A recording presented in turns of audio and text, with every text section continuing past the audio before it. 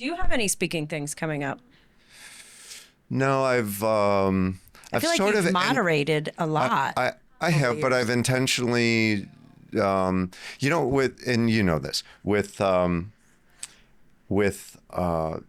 participating or being on boards and stuff like this. My brother's ex-father-in-law had the greatest words of wisdom.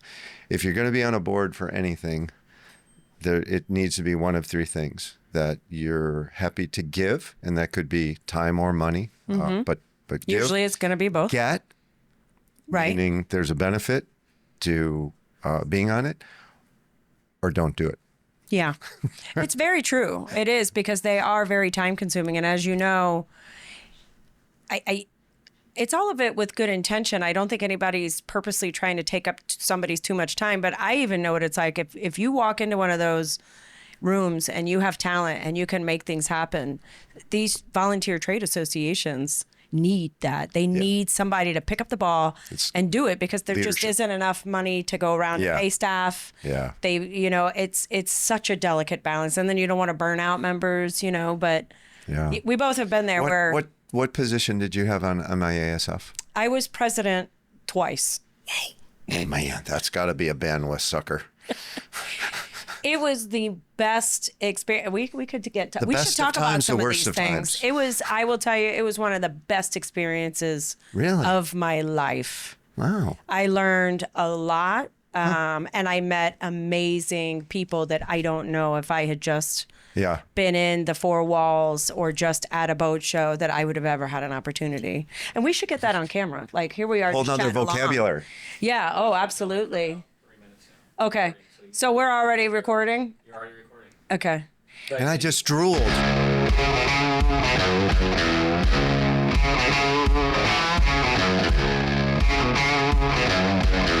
Welcome to the Ward's Way Podcast.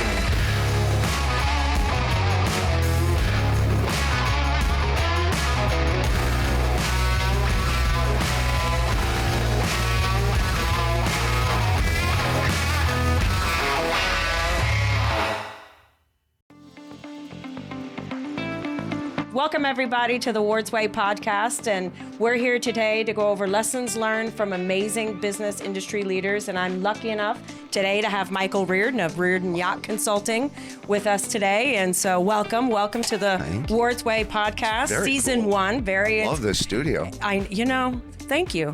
This was actually my first office. I tell people that a lot. My mom and I were in here, and there used to be a wall, and my father and grandfather on the other side. So we repurposed it. Talk about evolution. If you had asked me 20 some odd years ago, first off, I don't think anybody knew what a podcast was. But if so, I don't think I would have said it's a social media filming room by any stretch. So for us, it's wonderful. So thank you. Thank you for being here. So Pleasure. I am enjoying and really looking forward to having this conversation with you, because I would love to hear how you got into the industry, because I feel like we have just traveled in the same circles. You've been a part of our company, a part of the Ward's family for so long. So tell me how you got started in the industry. Well, I'll do that in a second, but it's also really cool to be here when you just said Ward's family, the fact that you guys have been in South Florida and in the marine industry so long, but truly are an awesome example of a family business that has been now 3 generations? Yes. 3 generations. And in the 3rd iteration, there are 2 of you? Yes. Yes, my brother and I, and we have, I have a nephew working there as well. So we actually have the 4th generation working. That's awesome. Yes. And the fact that,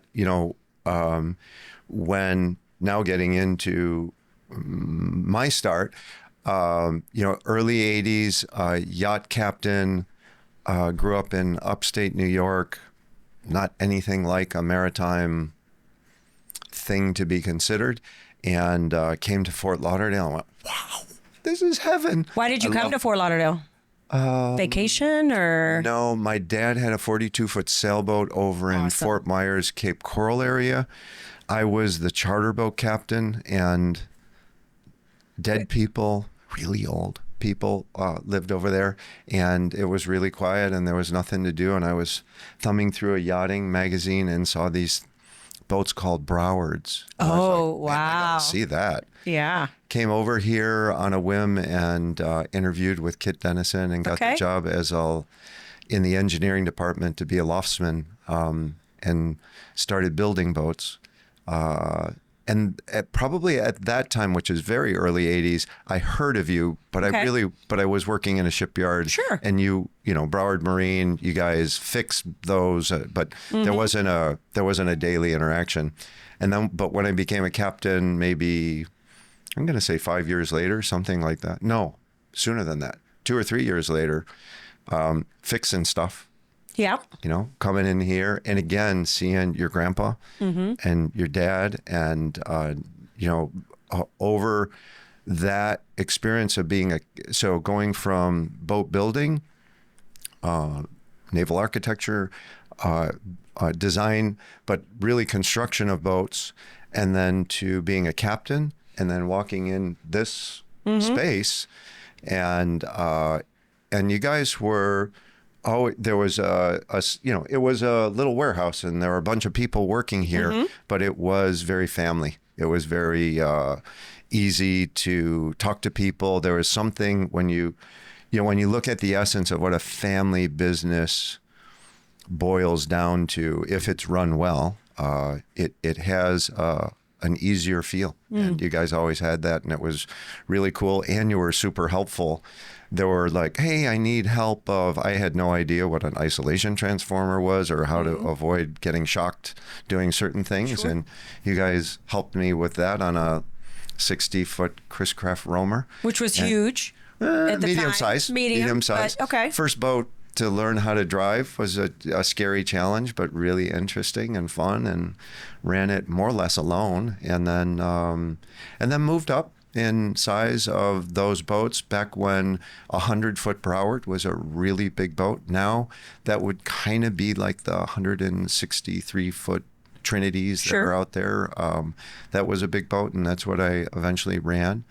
And then transitioned once starting a family to doing yacht management, and really been doing yacht management, which has to be explained a little bit. For 25 plus years, through a series of working for people, being an executive with Fraser Yachts as they transitioned and were purchased by Benetti at the time, and then left there, worked for another company called Hill Robinson for 7 years, started the office here, and now I've had my own business for 9 years. And it'll be 9 years in March. Wow. So, yeah. That is quite a journey. But explain yacht management, because I do think that is such a term that's so broad-based and broad-stroked. And so it really means two things. Sure. We could be just friends that get together, and we've been on boats all our lives, and usually younger people. And it's like, hey, let's fix some boats and wash them and take care of them. That's one way of doing yacht management. That's not what we do, and it does get confusing. What we do is once the boats are a certain size and complexity and cost and regulatory issues get involved, it becomes more than somebody's secretary or some people that grew up in yachting can handle. And so we're often a subcontract of a family office, for people that understand what that is. And we specialize in taking care of yachts. But we instead of being like Ward's Marine Electric, they're in the field fixing boats, we have a team of 16 people besides myself, and we're mostly in offices and visit the boats in shipyards and in other settings, but we do all the finance, so budgets, credit cards, all that crazy stuff. We're sort of the home office for the boats of ship parts, help with technical issues, and then there's a whole safety program depending on the boat, and if it's out for rent or charter, has to meet regulatory stuff, and we're certified to do all that. And And all of that is huge. I think that you're kind of washing over them, but you're right. That is a huge difference between somebody who provides yacht maintenance, which would be maybe in the boat wash. Obviously, it can be at whatever different levels, but I think where your success is because of your expertise, because I think you truly understand what it takes to have a yacht run efficiently with a crew. Safety always has to be number one, which is why you also very much so pay attention to electrical systems. I definitely, and we appreciate that. And I think that's one of the things that's always been so helpful back and forth, because I know that you can call us at whatever time for a customer that is wherever they are in the world. I know. And but that's our job, to be there to be helpful to you. But that's also how we make our joint customer happy, and that boat has a safe voyage. And there is so much that you are responsible for us. It's one system, which is a very important system, but there's so much for you to be responsible for when it comes to the flag state, all the regulatory. And to segue into that, in addition, you've been very instrumental in working with trade associations. We have that in common as well, working on some of that regulatory information. Talk to me about that a little bit. Oh, a while ago when I first started Reardon Yacht Consulting, just felt like to participate and give back, as well as again have exposure and the experience of being in a industry association, was sort of spearheading the task of looking at the U.S. regulatory system around how yachts are categorized, and in as simple as short form. The rest of the world does it one way, sort of, and the United States, because of the way the maritime industry morphed from, however many years ago, you know better than me, when were the railroads made, in the 1800s, I imagine, that morphed into rules and regulations for some reason around especially around protecting mariners and stuff like that, Jones Act, some things like that. But the threshold in U.S. flag, for some reason, was 300 gross tons, which is about a 130-foot yacht. And there was an effort to make it a more international standard of 500 tons. And so we, through an industry association, lobbied Washington and the Coast Guard, and through a series of more whimsical events than any successful lobbying, a yacht owner that had more sway than any lobbyist would finally got it put in front of Congress, and it passed. And now, and that was years ago, that's maybe 3 or 4 years ago, the implementation of that and what rules to follow and the safety standards have been a bit of a, not a slippery slope, but a bit of a process that the government's still trying to iron out. But we're there. We've got, with the bar was raised in a significant way. And I agree with you that just understanding the way our government works and how the machine is fed and how laws are made and the process of that, whatever we all learn in civics and middle school and high school, all of that was true. But then when you go to really try to affect that change or make some sort of regulatory change, like myself, we learned a lot in that process. But I always feel like there's a benefit to that, in that along the way, and all the people that helped make that happen, we got an opportunity to educate about our industry.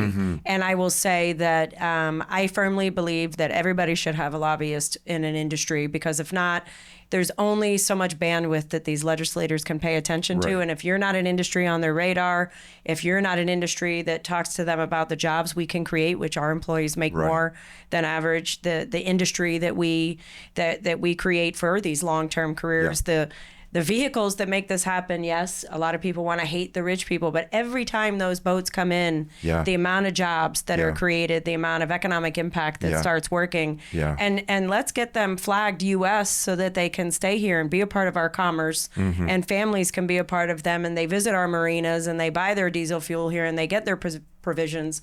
That does so much more than for the industry as a whole than just your yacht management company. It's about keeping the industry moving forward. So I appreciate your work on that. That industry association stuff and the stuff we're allowed to say those names. We collectively, well, no, just the when I say stuff, I'm lacking the right word. I meant the associations. Yeah, we can say it was Marine U.S. Super Industry, Yacht, Marine Industries yeah. Association, and with those associations, though, I think the thing that was super educational for me, both of us, probably less for you, but to see the watershed of the maybe negative stereotype of a rich person in a yacht pulling into Fort Lauderdale and what it means to the economy here is really, it's like, man, this is an awesome watershed industry, and what an individual yacht pulling into town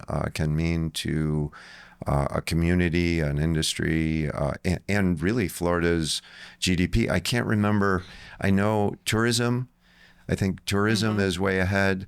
But when you look at all marine, meaning everything from a canoe to a 300-foot yacht, I think it's the second or third. I think we are second. I agree. It's crazy. Yes. It's yeah. And so to understand and appreciate that, and then also to know that family business like Ward's Marine Electric or my business, that industry associations are really critical for an industry to go from an unknown cottage industry, which this started as, 100%, to being an industry where someone in the Senate or in Congress in general, where you meet and you explain and you show the watershed and they're like, wow. Right. I didn't know that. Even people in Florida.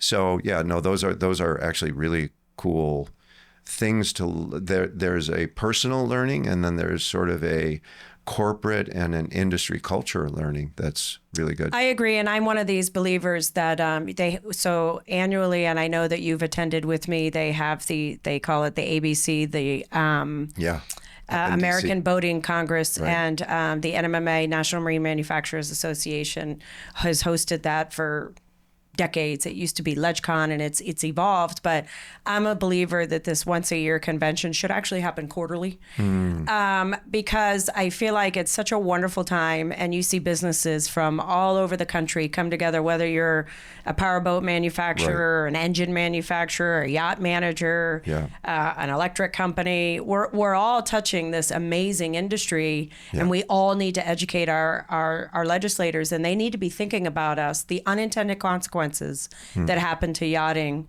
over the years. And again, yachting should not be, denoted a bad word. Yachting is an amazing word. Yachting, thank God for rich people. I say that all the time. God bless them for wanting these yachts, because the amount of jobs and all of that it creates. But legislators need to understand also, my employees, I would say more than 80% of them own homes. Yeah. They pay property taxes. Their children are going to public schools, and they are in your district, and we're providing lifetime careers for people that, I hope they stay with my company forever. But even still, it's rare that people come into our industry and then go, well, I'm going to go into, race car driving, or I'm going to go into, police work. It's usually once you're in the marine industry, you get hooked and you stay. And there's a lot of that to be learned. And I have found 100% of the time, when you sit with a legislator and you really can put forward what our industry is, what the economic impacts are and the jobs, I've never had a legislator not supportive. Democrat, Republican, it does not matter your party. And I know for our business, we've been around 75 years. You have to dance with both. And both parties need to understand the most important industry in their district is the marine industry. And I think as long as we stick with that. So sorry for it's a good, no. But it's true. We get on our soapboxes. But so your association work, and I also know you've given plenty of seminars. So talk to me about that. I know you've done it for, on some best practices for yacht management. I know you've done it for the International Yacht Brokers Association, some education. So, best, besides, a formal education in naval architecture and then building boats, best educational thing ever sort of imposed was Bob Saxon, who I worked for many years ago, saying, you need to go to Toastmasters. Okay. And I was like, that sounds goofy. Toastmasters, what, people drinking, or, and it's a association of people getting together and learning public speaking, and it was very helpful. I grew up in a family of 7 kids, so you got to learn to speak publicly just find your voice to get your food. So never really had a problem as much as some people might with stage fright, but knowing how to put some thoughts together and have a way to communicate was really helpful. And so, and again, even though I only worked with Bob 2 stints for fairly short amount of time, he was just known as someone who did a lot of public speaking. I liked it. I gravitated that way. So then the opportunities to come, I think it started maybe with ISS and International Super Yacht Society. Yep. And being a 30-second presenter for an award. And if I recall, with Bob, and that went well. I will say, just in general, that public speaking, it does terrify a lot of people, and justifiably.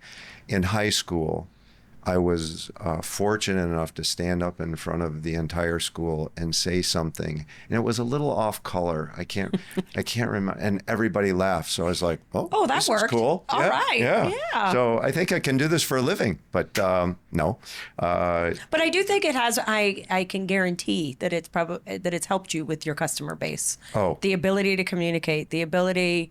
I know personally. I know my dad would be able to confirm, but I know we've been on numerous group calls where you have people in 4 different time zones and nobody's happy that their boat's not working, but there's a way to communicate. Yeah. There's a way to analyze the situation. Let's come up with a solution, and we're going to get it done. Yeah. And I would say that that's the reason your customers are very loyal to you and utilize your services because of that. So yeah, it is. Yeah. So the whole, public speaking, being able to get up in front of a crowd, make a cogent message of some sort, or be entertaining, whatever the job might be, and then translate that into how we do our work, and being able to read the audience, whether it's an audience of 2 or an audience of hundreds, and adapt. So those are really, really, really good things that were kind of part of the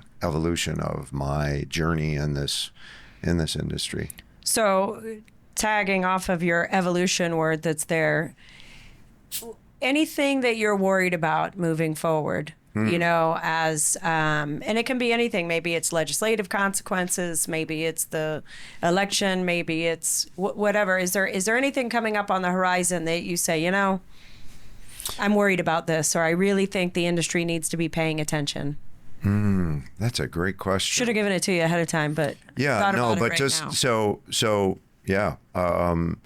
so here, we all, most people might know this trajectory that listen, but the industry went from, me starting my business in 2015 from my home with 2 ladies, just helping out and, cobbling that together, to, taking care of 27 boats now, and again, a small business, 18 employees, and making that be something that is, it's a challenge to make money, be profitable, and take care of people. And as the industry grew and COVID hit, and COVID just became this horrible unknown where people were dying in China and Italy, and we had a boat under construction there, totally unrelated. Had a captain die. It was not. Oh, it was right before COVID, and a horrible, unfortunate circumstance of the guy having cancer. But so that happened, and no one knew what was going to happen. But yachting, boating in general, yachting planes and RVs just went berserk. Who would know? Who could figure? I mean, in hindsight, you can kind of unwind that a little bit. Average boat is owned 3.5 years. Guess how long it's been since COVID? Around that time, 4 years now. So a lot of the boats in my fleet are for sale. The average time it takes to sell a boat over 80 feet, according to the International Yacht Brokers Association publication, boats over 80 feet is like 425 days. Now, it's hard to sell a boat. So for and me, why is that, you think? Is it because the inventory, finances, so I think there's just too many boats out there? Yeah, I mean, kind of like the housing market right now, the prices are still very high. There's a lot more inventory, but people are hesitating for whatever reason. Election, economy, even though the economy, the stock market, I don't know if it did it yesterday, but it's supposed to set a new record and all that stuff. People are, wars, people are in general nervous, and so the sales cycle has increased. But for me, sort of the very existential threat is too many boats for sale, all of a sudden selling, and my business being hugely affected because you wouldn't manage them necessarily after the sale. Very likely, especially because we're an independent, small company. When they sell, especially if they go with a big, Burgess, Fraser, and they have their own in-house yacht management. There's, we kind of don't have a hope. So the likelihood of a boat selling and staying with us is relatively small, even though we've been lucky enough to have that happen a few times. So, yeah, that's sort of the personal or the company concern. In general, I think, the fact that we're at this market time and between regulatory stuff, the regulatory stuff just keeps growing. Once regulations are put in place, and regulations are necessary and good to save people's lives. If they're done properly. And not in a vacuum. It just grows and grows and grows.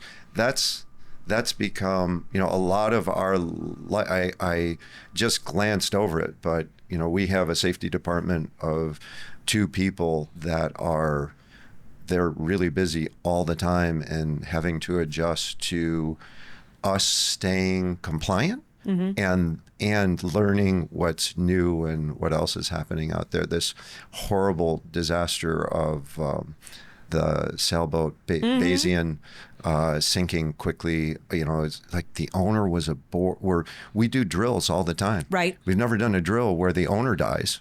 We don't have anyone to call. Right. And explain or try to work through what's going on. So just figuring all that stuff out. And it seems interesting to me, to go into that. I felt the same way that usually I feel like on all the safety drills that are done, and you have 30 seconds or a minute to get into the Gumby suits and to do all those things. But usually top priority is obviously first the crew, but then owner. And it's interesting that there were a lot of people that did survive. Yes. But yet kind of not the. Yeah, that's that accident, incident, tragedy is going to be picked apart a lot. And it should be. And it should be. I was really surprised reading a Wall Street Journal article that the Italian government's going after the captain and crew. And again, it's so not inappropriate, but we just don't know what happened. So to comment, but the observation of almost all the crew surviving and not guess, and the captain ending up in the water before, it's like, that's not the way it's supposed to work. But then again, who's recounting that? We don't really know. Right. We don't know. I can tell you. And, yeah. And, the few things I do, there wasn't a night watch that night for whatever reason. Right. Which is weird to see and sort of not, but you know, if there's a watchman and he sees the wind going from 20 to 40 to 60 knots, he's going to do something and get people up instead of it being all of a sudden a catastrophe. But I do think that that's important for people to get the proper information, because I know that as an industry we have fought. You know, I know, like, for example, down here back in the early, 2000s, 2009-ish, we were dealing with like the manatee protection plan. And this was, something there were 13 counties in the state that had to have this extra plan. And it was really to protect and preserve this endangered species. And so we somehow had this reputation of being, manatee killers, that's all that, the recreational yachting industry does. We're just going to speed and we're not going to pay duty. And we're also just going to kill manatees. And none of that at all was accurate by any stretch. The reality is the majority of the manatee deaths were occurring in the port by commercial vessels that were exempt from the manatee protection plan. Wow. And so very similarly, as you were stating earlier, there are so many safety programs and safety certifications that crew have to endure for a boat to be classed, flagged. The flag state's pretty important on that. And so it's not like you can just have this rogue yacht, and especially a yacht of that size, just, willy-nilly floating around with a crew that's like, oh, we have no idea, but here's a cocktail and here's that. That is not how this industry runs. That boat would never be able to, first of all, it's a sailing boat. So you have to have crew that darn well knows exactly what they're doing, and all of them have a role. And so I agree with you to make an assumption that it just had to be the crew and the captain, but I feel like that's the go-to anywhere, that it must have been the crew, must have been the yacht. They're just all imagining below deck, and must have been a party going on and nobody was paying attention. And I have found in our industry, unfortunately, which doesn't happen all the time, but in my purview, there's fire. And so somebody always assumes it was either shoddy work or, there was something that happened. Well, sometimes it's something so strange and had nothing to do. The crew couldn't have prevented it. In fact, the fire system did go off and prevented the boat from sinking. That doesn't mean there wasn't a fire. There's fires in houses. I just saw something on the news of a dog jumping up and trying to get something off the counter, and he turned on the stove and the house burned down, but those same things can happen on a super yacht. But the reality is, in our industry, we have so much training and so much going to actually prevent that. And so it's so rare. The amount of boats that are out there that are being chartered are really amazingly safe. Yeah. But to hear some of that, it does make it like, but it would be good to find out what happened. Yeah. Absolutely. And as as an industry, even though to call, yachts a transport mechanism, which they are in some degree, but they're more of a second or third home. They really are. In many instances, well, they're both. So the safety part is really important. And by and large, we are very fortunate compared to a plane. You screw up on a plane, the consequences can be huge and immediate. On a boat, it's usually not what happens with basic. And there are counter maneuvers, and there are systems in place, and it was so it will be interesting. But I do think we should look into it and find out. Going back to what you were saying earlier about the cycle of boats, are most of the yachts you manage, are a lot of them chartering while they're for sale? So in the fleet of 27, we have maybe 2 or 3 boats that are like serious charter boats that get, and a serious charter boat gets 10 to 12 weeks of charter. Also, charter kind of tapered off in the last couple of years.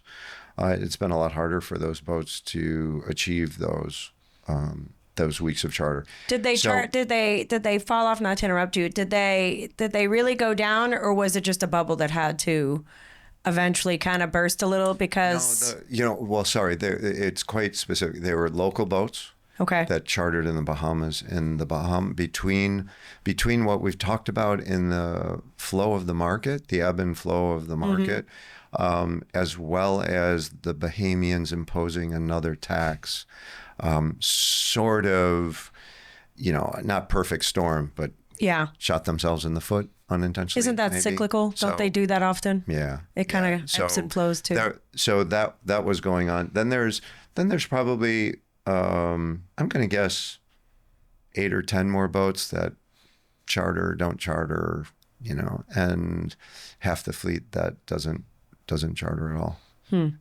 I'd actually have to, and it's a good thing. We're trying to get these sort of dashboard statistics out and gather information and start exploring in AI and harvest information. And that's one I'd like to know. Yeah.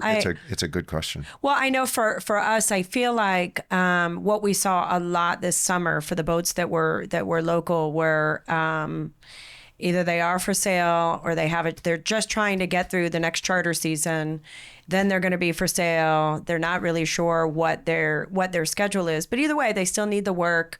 But you can tell they're just not sure what the next year looks like. And these crew like to plan out a 1 year, 2 year, 3 year of what that looks like. So it does kind of feed into what you're saying about a lot of them being up for sale and that taking a fair amount of time. Yeah.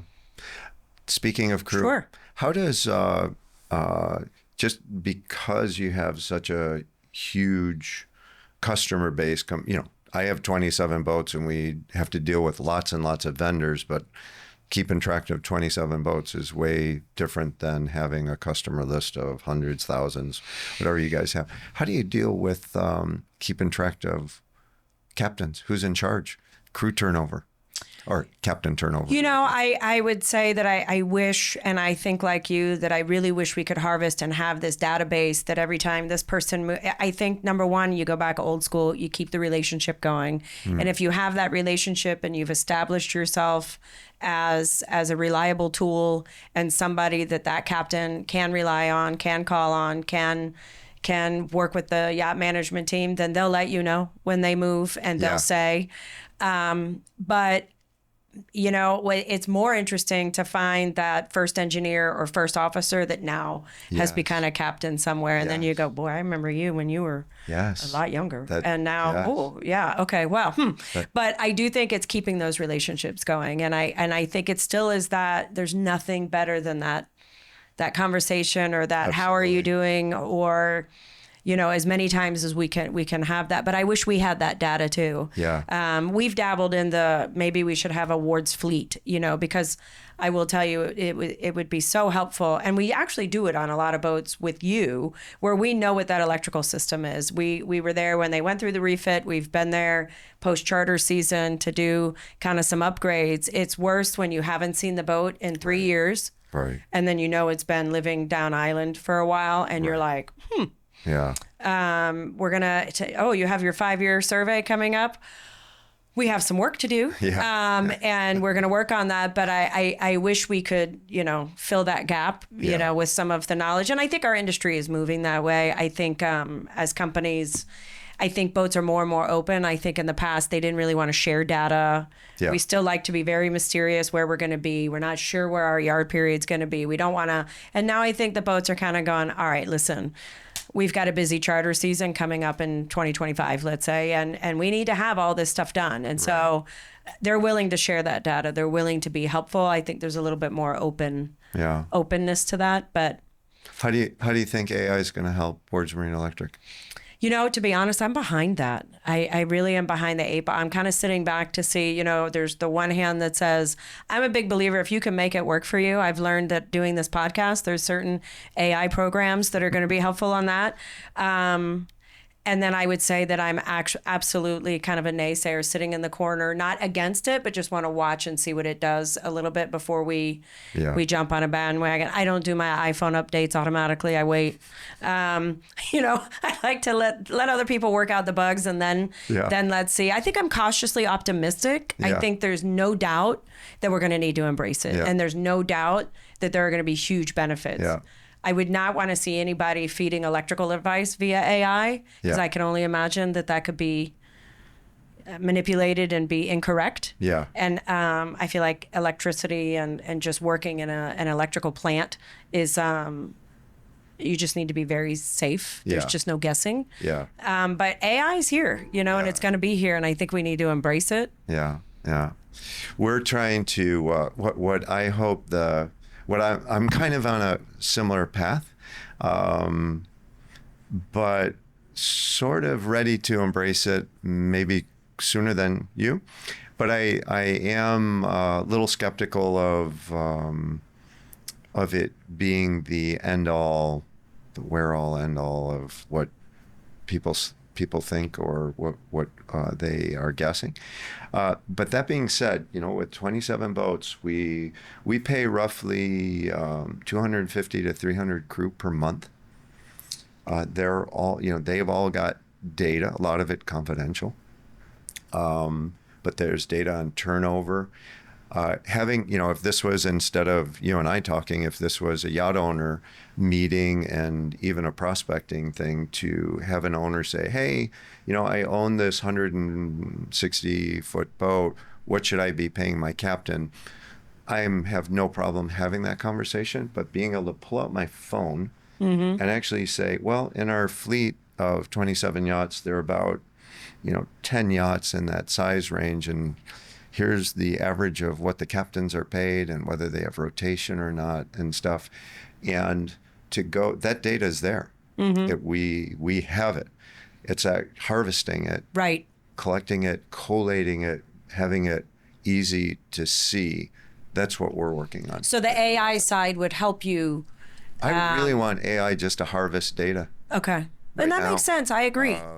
Yeah. That seems like a good use. We have different portals that information resides in. We have a application we use for all the safety, crew, and vessel stuff. Then we have a separate, we used to be in QuickBooks, but we have a separate program called Volley that is all the financial stuff. Those two don't talk to each other. And I want data. Another obvious question that a potential client would ask is, how much does this boat cost to operate? And in one way, it's like, how long is a piece of string? Sure. But in another way, fixed costs of crew and dockage and insurance and fuel, pretty easy. And again, having 9 years and the number of boats that we've had in the fleet, there's a lot of data there that is sort of just sitting there, waiting to be used. I agree with you, and maybe it's your next venture is to develop this AI harvester, because I think there's a lot of companies out there in a very similar spot of you and I that have a lot of data. We just don't really know exactly what to do with it.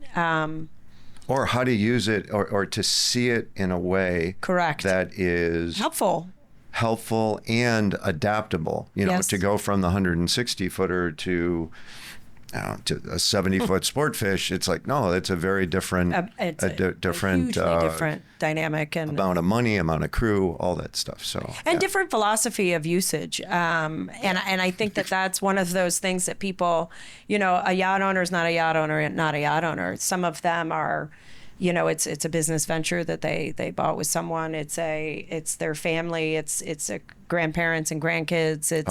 It's going to be their own personal family getaway, and others, it's going to be in every show, and this is the boat that they're using to get to their next boat. But all of those have a very different philosophy of operation and how they're using it. And it's interesting, from an electrical, you would say philosophy of operation, but I will tell you, getting into power management and the way it's controlled, we actually have gotten to learn, and we have data on that, on how, we used to get it via a load analysis. How often are you going to run your washer and dryers? How often is your galley going to be run? How often are your chillers going to be on? Well, that would tell me who's going to be on the boat and what kind of entertaining you're doing and how many crew you're going to have. But now, because you can modify the power management at very, very small integrals and make power decisions. We're working with a company that's building a boat 9 40 kW generators, that you can make those choices 40 kW at a time, 10 kW at a time, however you want to be able to do that, really gets you into what's important. Yeah.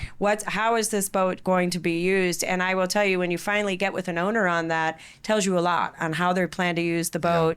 Yeah. And I think we could probably harvest your crew knowledge and my power management systems, and we could figure out how this boat's going to be used. Exactly. Yeah. Exactly. So, but that is interesting as we move forward. And I'm optimistic, but I do believe that, we were able to operate. We talk about this. We were able to operate before our iPhones. Remember when it was just fax machines and voicemails? Yeah. And you'd walk in the office at 9:00 the next day, and whatever thermographic paper was on the floor underneath because it curled up and fell is your first order of business, and then your voicemail. And we were all very successful businesses. Yeah. We managed to turn ourselves into 24-hour. Yeah. What is it? The tyranny of convenience. But I think AI is the same. At the end of the day, if you want to keep your relationships, you have to work at them. Yeah. And that's kind of the point also of this podcast, Yeah. And I really resonate with what you said, though, about the way different yacht owners experience yachting and use their yachts. We also, in the relationship with them, see their, and I'm going to say quirks, but not in a negative way. It's just when you are a uber successful guy that manufactured some widget and became a millionaire or billionaire over it, you have a way of approaching business and life that's different from the next person with that same net worth or skill set or whatever. But yeah, in the finances, they all, kind of each owner, some owners are super budget conscientious. Some could care less. I had an owner one time, we got started, and he came to me and he said, "Michael, can I trust you?" I'm like, "Well, I hope so. Yes. I'm kind of taking care of your asset here." Kinda. He's like, "Well, I'm never looking at the financials. Please take care of it." I was like, "Well, that probably wasn't the best thing to say, and it's flattering to hear it, but it's the responsibility, of course, in yacht management. You kind of alluded to it earlier. By far the most important things are safety, and then the finances next. But really knowing what the client wants and what their needs are and how they like to be communicated to, which means everything from financials to phone calls to texting to. We have a guy we're trying to get some work done right now. We keep scheduling meetings, whether it's Teams or conference call, and he just doesn't show up. And it's like, well, that's communicating something too. Yeah, exactly. So, and it's hard to get stuff done when we can't get final word or approvals and stuff like that. So, I think and if you think about it, just the way you've grown up in your family business, there is a culture that you have in the company. There's probably a culture, the way you look at finances. There's a culture, the way you deal with customers and stuff, that all become the DNA of who Wards Marine Electric is. And all those things combined, and it's true for our clients too. Agree. And trying to see how they mesh is sometimes the trick. Yeah. So lessons learned. We need to keep cultivating our relationships. We need to communicate well with our customers and keep trying to figure out the best way to understand their needs and help them have and the go best to yachting. Toastmasters. And go to Toastmasters. That's right. Okay. Well, thank you for your time today. I appreciate it. And I'm definitely, do you have a toast? Do you have anything that you'd like to conclude with? And well, I'd say that in sincere appreciation to be back then a young man walking in this building and experiencing what I did and seeing a family business that has flourished, that is multi-generational, which is really a challenge. And you guys just having the culture of being go-to people, being knowledgeable, being honest, it's really good. And I enjoyed being here. Well, thank you. Thank you. I appreciate it. Thank you for your time. My pleasure. Yeah.